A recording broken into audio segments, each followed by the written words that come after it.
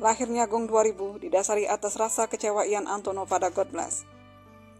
Ia memutuskan keluar dari band rock terbesar tanah air ini lantaran God Bless tidak sesuai dengan namanya.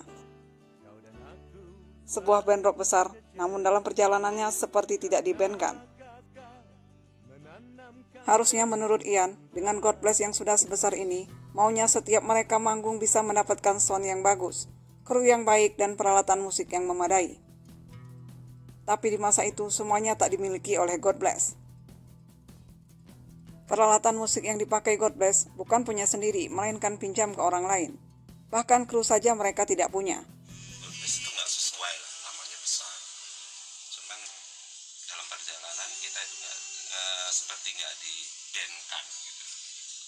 Jadi sebetulnya kalau God Bless udah sebesar dia, maunya dapat, misalnya kita main itu dengan sound kayak begini, dengan punya kru yang baik, ya kan? Kan dulu kan kita kru aja nggak punya. Jadi gitar aja mungkin bukan gitar kita gitu loh.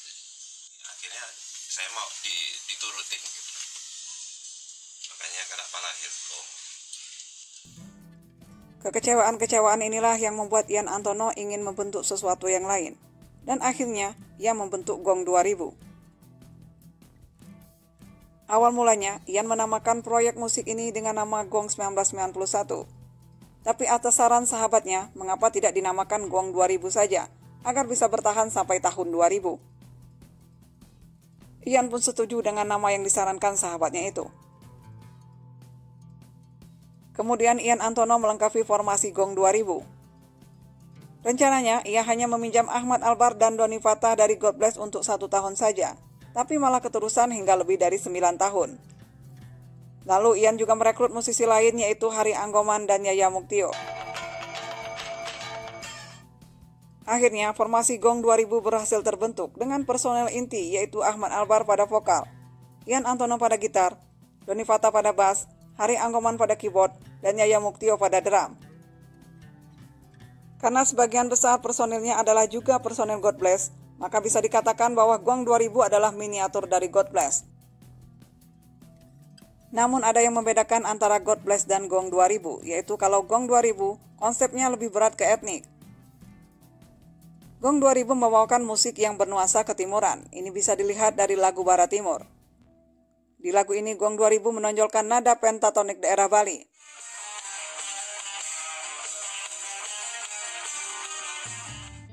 Karena personilnya adalah juga personel God Bless, maka dari itu Gong 2000 tidak bisa lepas dari God Bless. Dalam album pertama masih terselip lagu God Bless, yaitu lagu Anak Adam dan Sodom Gomorrah yang terdapat di album Cermin. Tapi bedanya dalam album Gong 2000 ini temponya lebih lambat dari versi aslinya. Selama perjalanan karirnya, Gong 2000 telah menularkan 4 album, yaitu album Barat Timur yang dirilis tahun 1991, Gong Live tahun 1992, Laskar tahun 1993, dan album Prahara yang dirilis tahun 1998, dan melahirkan lagu-lagu hits seperti lagu Barat Timur, lagu Cinta yang Hilang, dan masih banyak lagi.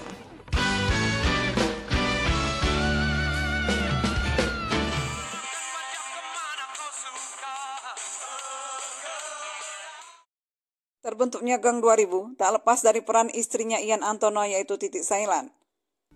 Ia mendorong suaminya Ian Antono agar membentuk semacam komunitas musisi.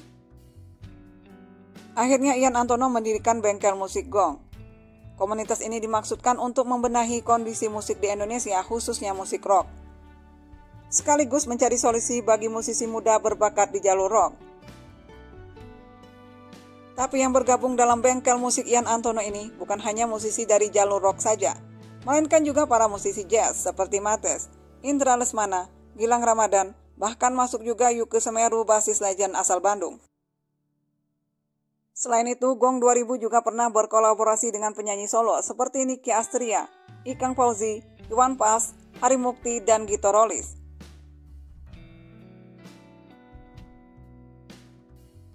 Gong 2000 menggelar konser perdananya pada 26 Oktober 1991 di Parkir Timur Senayan. Konser ini sangat memuaskan penonton. Sekitar 100.000 penonton hadir memenuhi konser Gong 2000.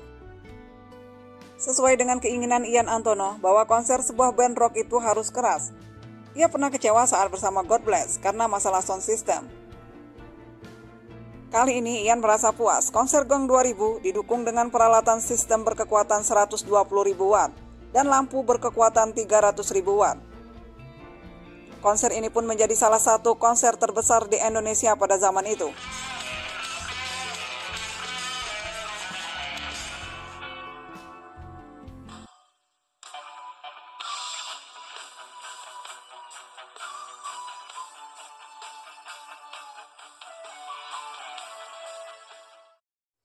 Setelah 9 tahun lebih berkiprah di belantika musik Indonesia dan telah merilis 4 album, Gong 2000 memutuskan untuk bubar. Pada saat itu, nasib Gong 2000 memang sudah seperti hidup segan mati tak mau. Terakhir mereka manggung pada acara Malam Tahun Baru 2000 di Bali bersama Slank. Menurut Ian Antono, alasan pembubaran Gong 2000 karena krisis yang melanda tanah air, yang mengakibatkan sulitnya mengadakan pagelaran musik rock yang memadai. Bagi Ian, pertunjukan rock tanpa tata suara yang memadai bukanlah rock. Ian juga mengatakan kalau mereka terjebak ke dalam industri rekaman. Padahal dulunya mereka melarang membuat Gong 2000 menjadi band komersil. Gong 2000 hanya sebuah wadah bengkel musik saja. Dan sesuai dengan namanya, proyek Gong 2000 akhirnya berakhir juga di tahun 2000. Tepat di tanggal 31 Desember 2000, Ian Antono menutup buku perjalanan karir Gong 2000 lewat konser megah yang diselenggarakan di panggung BD Taman Impian Jaya Ancol. Di konser pamungkas Gong 2000 ini, keyboardis mereka Hari Anggoman tidak terlibat. Posisinya digantikan oleh Abadi Susman dan Iwang Nur Said, yang pernah juga tergabung di formasi God Bless sekitar tahun 2002. Turut juga hadir Toto Tewel personel Elvamas di posisi gitar. Selain itu, kemegahan konser Gong 2000 ini juga dimeriahkan penampilan beberapa bintang tamu, seperti Edane, Rif, Gilang Ramadan, kelompok gamelan Bali Saraswati, dan 2 penyanyi asal negara tetangga, yakni Ami Search dari Malaysia dan Romli dari Singapura. Konser ini dipadati lebih dari 5.000 penonton, dan dihiasi tata lampu 800.000 watt, serta tata suara 160.000 watt. Setelah itu, Gong 2000 membubarkan diri.